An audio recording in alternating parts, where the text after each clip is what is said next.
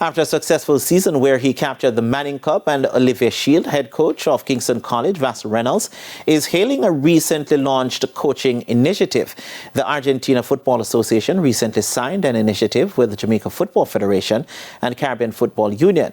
It will see coaches and young footballers from the region benefiting from coaching expertise from the three-time World Cup winners. Reynolds says the initiative augurs well for the development of the game locally.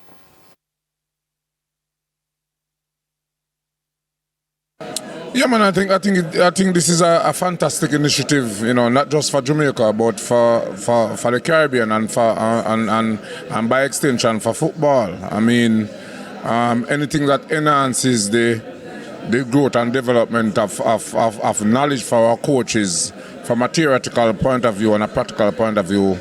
It's good for the overall development of football, and I think this is a fantastic initiative.